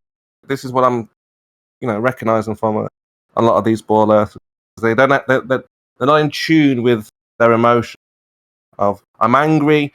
Call you names because you've been able to do something that I wasn't. That's if they were being honest. And with that, I'm going to say, if you are watching this on the Nathan Oakley premiering stream, then stay tuned, as there will be an after show to follow. Unfortunately, if you're watching this live on Nathan Oakley 1980, this is where we bid you farewell. A huge, massive, enormous thank you to all of you who smashed the super chat, liked, commented, shared, subscribed, and all that good stuff. Again, a massive thank you to all of the Discord and G+. Oh, got someone else has just smashed the super chat. Shout out to Retro Bill. Says, "Not much to say, except thanks, Nathan." Oh, well, I really, really appreciate your support, Retro Bill. Thank you very much indeed for the super chat. Once again, stay tuned if you're watching on the premiering stream. I've been Nathan Oakley, and I'll see you all in the next video. Oh, what a day!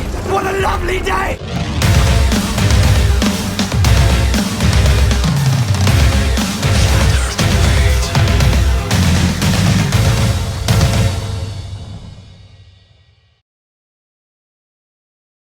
Flat Earth presentation. Can I ask my question? Yeah? You may proceed. Okay.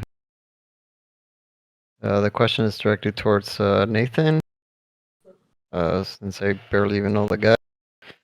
How does this North Star work on a flat Earth model, and why does it fail on a globe model? I don't know, man. I've not got a model. I'm sorry. I don't know. Yeah, dude, that would. I'll post an explanation. What I will say is it does give you one of the few absolute directions, though. Okay. Oh, wow. That was a really honest answer. I appreciate that. Is that it? Wow, that was easy. My pleasure. Well, as long as you're honest.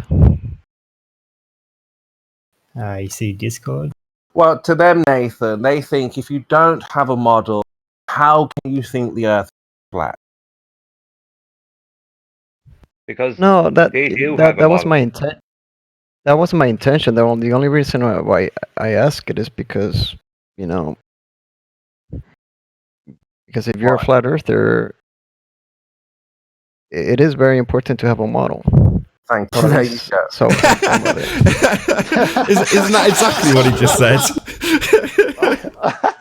That was fun. Oh God, that's I- funny. That brings up the point I was going to try to talk about yesterday.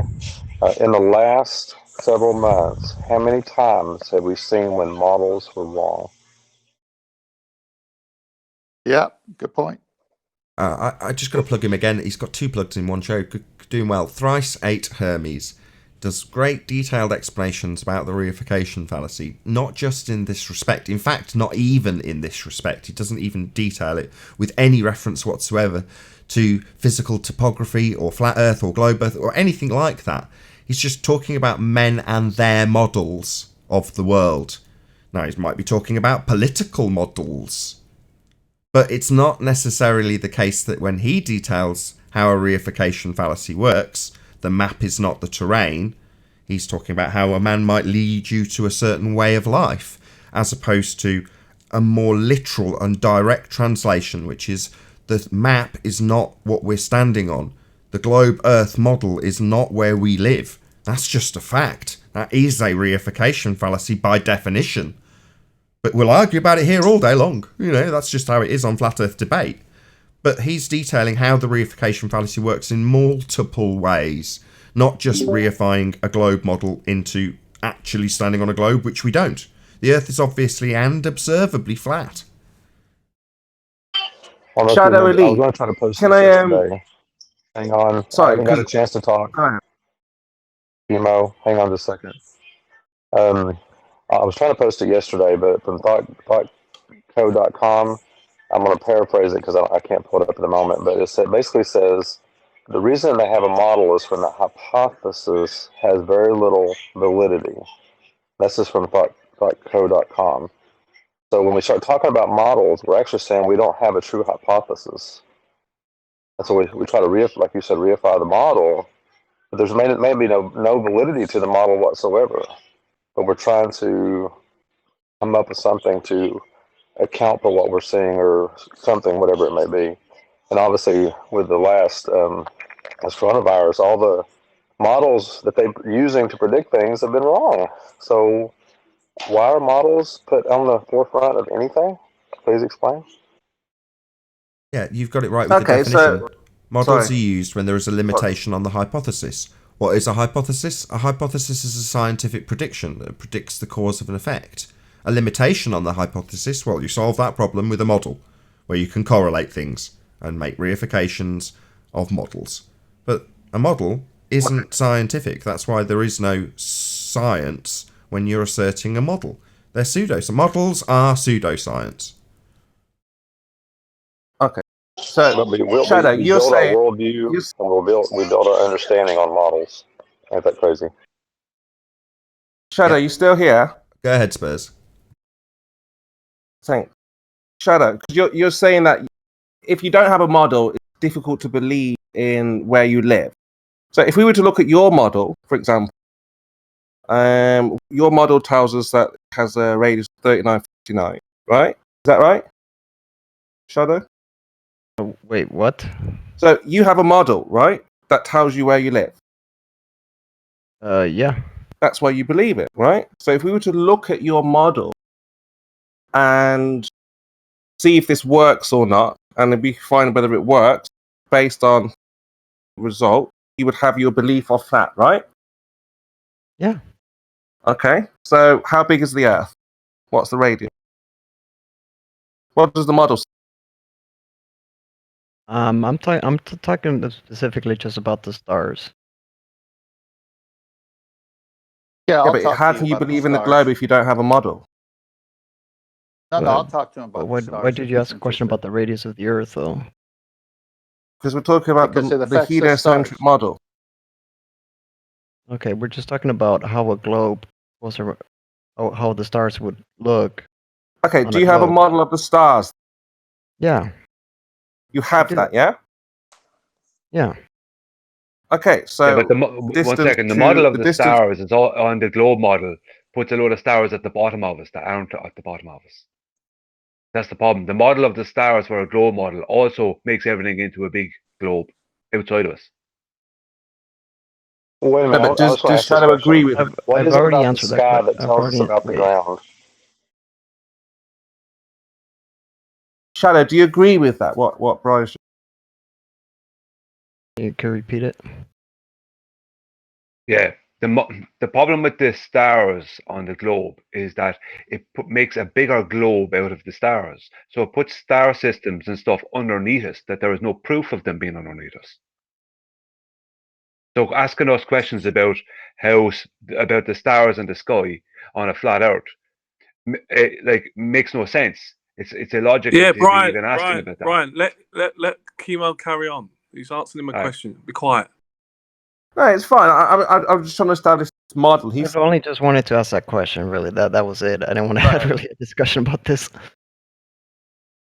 See, as I said earlier on, they see it as an attack. If you just ask about their science, about their mind, he thinks it's about to be ridiculed, attacked. Shadow, you have a model. You believe you live on the globe, right? Yes. Right. So what I'm doing is asking you about your model. What about it? How I'm big? studying it right now, so I'm learning about it, but Oh, you don't know anything about it. All right, that's fine. no, I know some stuff about it. I think I pretty How much big got is it the down. Earth? What's the radius? When you're talking about the star, when you're talking about the stars, the size, the radius of the Earth is irrelevant, or I would think so. But then I need to study it, though. So that's relating to the question I asked. What does the stars have to do with the ground underneath our feet?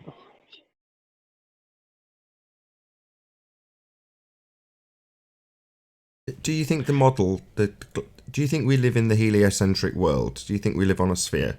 Is that model correct? Yes. Okay.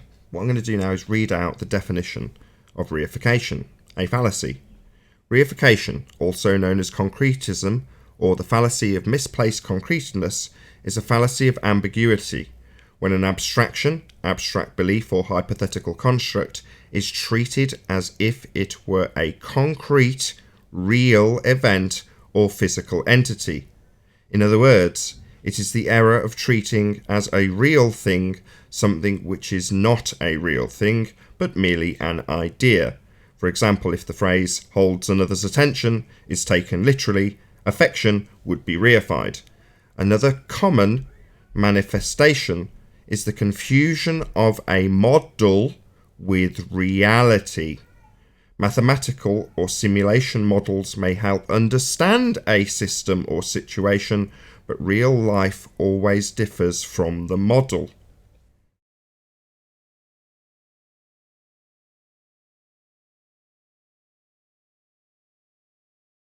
Did you understand that, Shadow? No, I did not understand. So basically, you've got an idea that you think is true, yes, but you don't have the evidence to back it up, but you still act as if it were true. So do you think you're doing that? Do you have an idea in your mind that you tell people, you go around thinking is absolute true? I don't tell people. I just study things on my own. That's it. Yeah, you think on your own, in your own mind. You're like, I got an idea. Santa Claus is, but it's not reality. You can't demonstrate. So you're saying, look, I have an idea, and this tells me that what I think in reality is true. So because I think Santa Claus is real, it must be reality in the real world with zero evidence to back up your claim. In a layman term, explain your reifying. I would kind of disagree about when you said the zero evidence to back up my claim. The whole point of what I'm doing, is that I can look at the stars and compare it to a globe model. Okay. That is it. But what model are you talking? A Kimo, globe can model. I? Yeah, So Can I- that's why I asked Things you that I about the can globe model. physically- That's why I asked you initially. Spurs, hold on a Do second. you have a globe model? Just Spurs, just hold on 1 second. Yeah, so you're looking at the stars. That would be you taking your eyes and seeing how the stars are experienced from your actual viewpoint, and then Yeah, comparing that's all I'm them. doing. Yeah, I'm not quite done, mate. Just start again. So with your actual eyes in your actual reality, you can study what the lights in the sky do, but then you can compare them to this model. Now, when you declare that that is the world you live in, because you can make comparisons, draw correlations with that which you reify, that would be the model, because the model isn't the stars that you're seeing. It's just a way of attempting to explain them. Well, the explanation isn't the reality. The map is not the terrain. We do not live on a model. That's literally the definition of reification. So we don't live on a globe model. That's reification of a globe model that you've compared to the stars.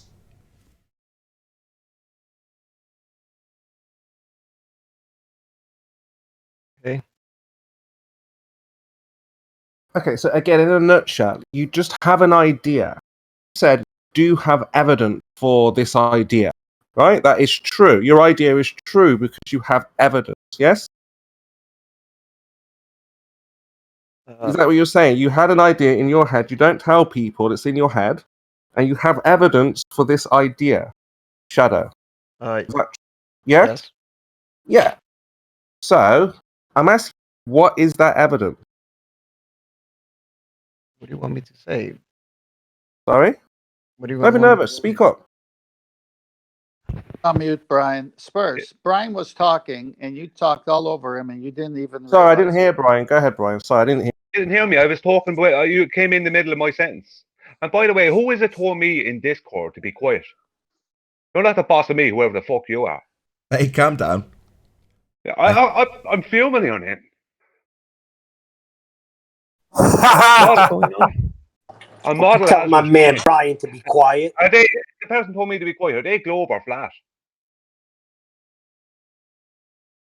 Let's have none of this.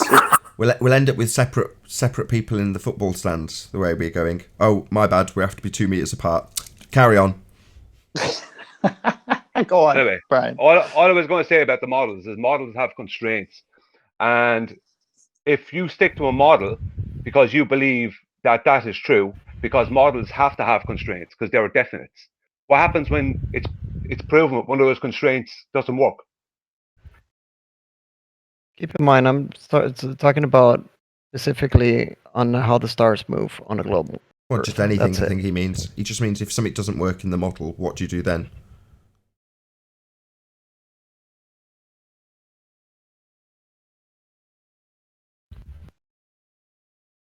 Can I ask him a question about models No, whenever Brian's he asked him doesn't something. answer? Brian's asking him, if you have something that suddenly doesn't correlate, so he's got an example where he says, well, it correlates perfectly with the stars. Okay, let's just accept that at face value. When you have something that doesn't correlate, what do you do then? Then that would be a problem. Okay. But how could it be a problem? It's just reality, right? You don't have problems in reality. It's just reality. Things operate perfectly. There's no problem in reality. Oh, I see. It's just a problem. Hold on, mate, to make my point.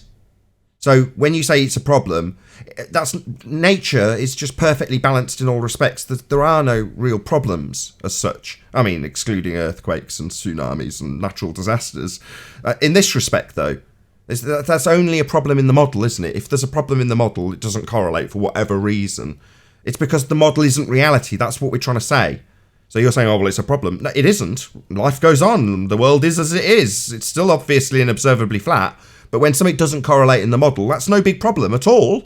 Because it's only a model. We don't live on it. Who cares what the model's wrong or right about? It's just a model. Oh, you think it's real, don't you? You think that's the world? It's not. That's called a reification fallacy. Oh, this is what I was trying to ask. What is Brian talking? Oh,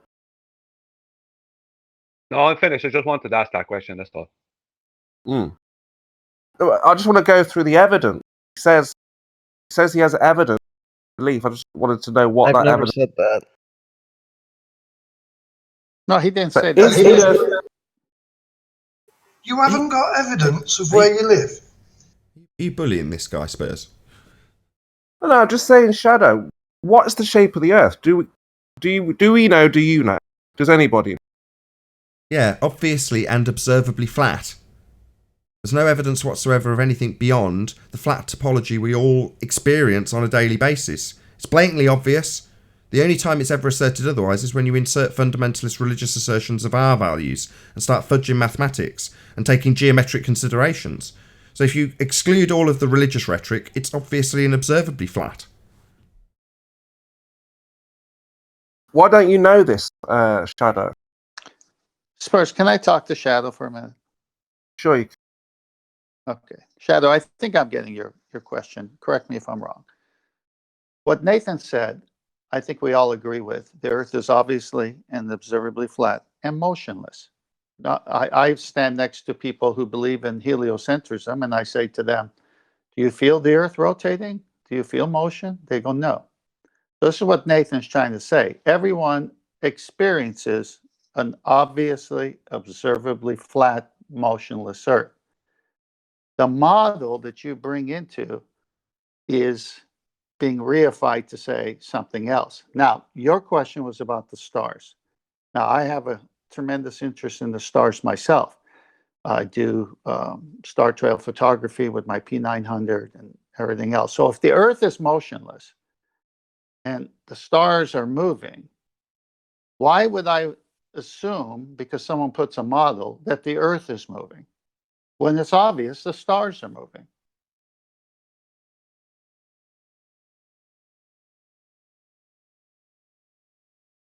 Did you ask a question? Yeah, that's the question. If you could say to me, the Earth is obviously and observably flat and motionless, which you would have to, because we could stand next to each other and it would be that way. But we see the stars moving. The sun has a circuit. The moon has a circuit. All the luminaries move. But if we're motionless, then they're moving, which means the model that says we're moving is wrong. You follow where I'm going with it? Because you said that we can't be moving. No. I'm saying, yeah, let me take Sorry, this I'm losing baby track. step. I lose track of these things very easily. So I've only just wanted to ask a simple question. I didn't want to have a conversation. Okay, fair enough. You just wanted to ask about the North Star and then duck out. Fair enough. Yeah. Okay, I'm trying to answer it if he would have it. If not, I don't need to. He won't have it. We've tried to explain to him that the map is not the terrain, that reification is what he's doing. You're saying there's no evidence of things to correlate in terms of axial rotation, and he's just shut down. He's gone, no, I just wanted my one question answered. Now I don't want to answer anything. Got it. That's fine. I don't push a rope.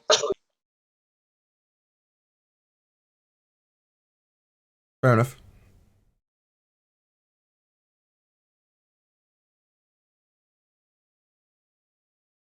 You still there, Shadow? Oh, he gone. Yeah. Oh, he's still here. Oh, Good. gosh. Can you tell me how the North Star works on your globe? Yeah, sure. The stars spin around the North Star. Okay. And if you're in the northern part of the hemisphere, the more northern part, the more angle between the ground and the North Star changes. The more higher and higher it gets, the more in the northern hemisphere goes. Okay. And that's pretty much it. Aren't Really. we travelling through space at 500,000 miles an hour, though? I'm talking about just looking at the stars. Anything that's about space, orbits, and all that thing, and that's a different topic. But that's what he was asking you. I mean, hold on. That is your model up. Yeah, Spurs asked you what happens on a globe, and straight away you're into everything moves around the North Star. Is that how it works in the heliocentric model? I didn't think so, but maybe I need correcting. When the Earth rotates. Well, it appears like those stars move around the North Star.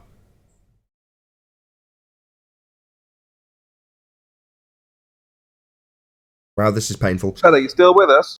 From your, if I'm a globehead and I'm detailing what you're observing of the North Star, you would say that those stars appear to move as I turn on a rotating surface.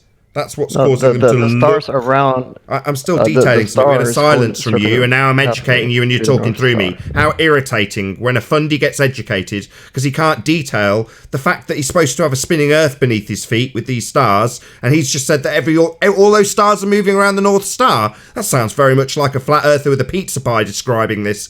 I don't know why you're describing it that way. Oh, it's what you see. Well, no, according to what you see, if you're on a spinning ball Earth, you see the stars appear to move around the North Star as you rotate. But you hadn't detailed that, so it seems you're not very au fait with this heliocentric religion that you're going to talk through me while I correct you on your nonsense that you don't understand. So it would only be them apparently appearing to move around the North Star, because that isn't how they're working, isn't it? They're not all hurling around the North Star now, are they? In your model of a globe. Let me say this, and then that's it. The North Star is lined up with the North Pole, and everything spins around it. That's it. Oh, the stars in your model move around the North Star, do they? No, they don't. Not in your heliocentric model. You're describing what a flat earther would describe from their vantage point on the bottom of a pizza pie. Because the heliocentric model has you turning.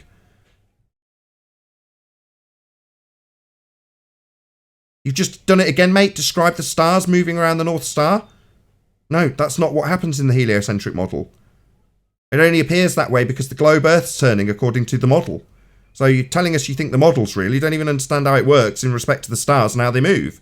They only appear to move around the North Star because the Earth's turning according to the model. No load of old nonsense. But there we go. Can I share a screen for a second, Nathan? Sure. Just people who join haven't got a clue what the heliocentric model even is, how to describe it, what it's doing. Yeah, whenever... They're brainwashed. Yeah, just blurt out that, oh, right, well, the stars make sense for a globe. Well, how do they work? Well, they work like this. Everything's moving around the North Star.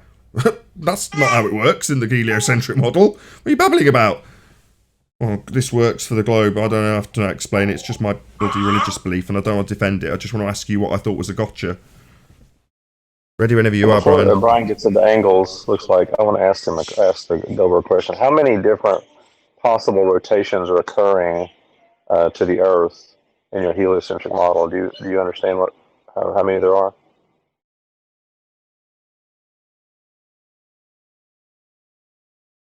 Presented, Brian, by the way. Okay, was Paul? That wasn't to me. That wasn't a question to me, was it? No, that's to the Glober, not to you, Brian. Sorry. I think you understand. I think you understand part of my question. It's a pointless question, Paul. He doesn't I don't think understand he this does, stuff. though. There's no point in asking how many axes of rotation you've got if you're spinning and whirling on the roller coaster. Well, tilt-a-whirl or whatever you'd call it. That is the heliocentric model flying through a vacuum. It's already failed at the first hurdle and not put the word apparent in. So I'm ready whenever you are, Brian. Okay, Nathan. I just want to show this definition of Coriolis, because this is part of what the guy believes. Now, this is from the globe point of view, so it's half correct. An effect, so they're calling it effect straight away. An effect, which is correct, whereby a mass moving in a rotating system experiences a force, right? What force is that? It's an effect. It's just a visual effect. The Coriolis force, so they've turned it into a force, right? This is because when you're a baller, this is what you have to do. You have to turn effects into forces, acting perpendicular to the direction of motion and to the axis of rotation, right? So, begging the question fallacy, believing that they're rotating before they start. On the Earth, the effect tends to deflect moving objects to the right in the northern hemisphere and to the left in the southern, and is important in the formation of cyclonic weather systems. Now, the reason I showed that is that's not correct. The only part about that is correct is that there's two reference frames and it's an effect. Sorry, I'll go back to that. The problem is, for what he believes to be real, you need to have objects deflecting to the right in the north and to the left in the south, and Coriolis effect needs to be forming cyclonic weather systems, which with two separate things altogether. Weather systems have nothing to do with a visual effect. But either way, we don't see objects deflecting to the right in the north and to the left in the south. We don't see that. We'd correct. at least have to see that. Yeah, you're absolutely spot on. You don't have cyclonic effects that are developed by Coriolis forces that are not actual. Not actual forces do not develop wind cyclonically. It's a load of nonsense. It's a not actual deflection. The ground beneath is rotating, and you're on it watching something go straight, seem to curve. Well, seem to curve is the Coriolis force. Well, that seem to curve, not actual curve, not really curving, travelling straight but seeming to curve, will never develop any wind. So that bit of the explanation is complete nonsense. However, they've also got the deflecting to the left and the deflecting to the right. Well, the only reason you have the deflection in either direction, on a claim to be presupposed hemisphere in their description, is because the Earth's rotating underneath in their description. Well, if the Earth's rotating underneath as per their description, giving you deflection to the left and deflection to the right, then flight times would be reduced when travelling west. Because Earth's rotating underneath, to give the person on the rotating frame of a claim to be spinning ball Earth the appearance of a flight deflecting. Well, it's not actually deflecting, it's travelling straight. It just seems to curve because you're watching it from a claim to be spinning ball Earth. And if you're watching a plane seem to curve on a ball Earth that spins, it's going to have a shortened flight time because the Earth's spinning underneath it for you to see it seeming to curve, even though it's travelling straight with Earth travelling underneath it. But we don't have shortened flight times. Charlotte, North Carolina to LA is a 4.5 hour flight, not an hour and a half, as it would be if Earth turned underneath. So the fact that we've got a debunking in the form of a Coriolis effect that isn't even there disproves that we spin.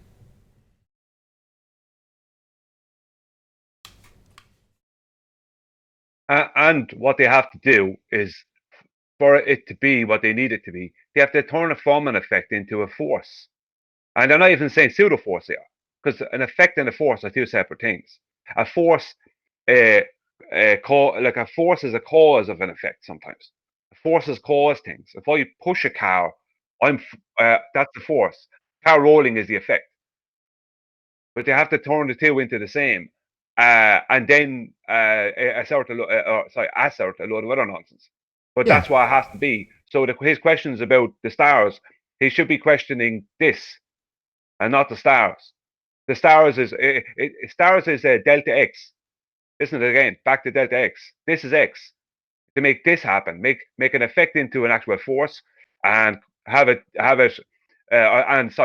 the effect of this effect that became a force is that we see things deflecting in the sky, which we don't, in two different directions in either hemisphere, and it has to be important in the formation of cyclonic weather systems. So this here, if he just puts in Coriolis effect definition, start there. This is x, whereas they're all starting. This lad is starting with delta x, like the rest of the globe community. It's always delta x. It's always the other thing that's connected to x, but x hasn't been proven, or you can't find it, or they ignore it. You know, it depends on what argument you're having. Yeah, exactly. So The force would be what you got from Earth turning. That's the force, the rotational force of Earth turning, and you being on it when something leaves it. And the effect is something seeming to curve. It's not actually curving. If it's a drone launching from a roundabout, the drone just goes straight up. But if you're watching that drone, it seems to curve. And the force is the roundabout turning, moving you, so that you can see it seem to curve. Well, all they're going to do is convolute something that doesn't actually happen and isn't an actual force to suddenly develop cyclonic weather. It's like, no, this is double speak, so they can have things not happening. Forces that aren't forces giving you effects that aren't effects. We don't have an Earth-based Coriolis effect. And with that, I'm going to say another massive, huge, enormous thank you to both Discord and G+ panels for making today's after show possible. And of course, a massive thank you to all of you in the Nathan Oakley premiering stream for hopefully smashing the super chat, liking, commenting, sharing, subscribing, and all that good stuff. Be sure to check out nathanoakley.com in the Flat Earth Debate Forum to keep up to date with the community debate. I've been Nathan Oakley, and I'll see you all in the next video. Oh, what a day! What a lovely day!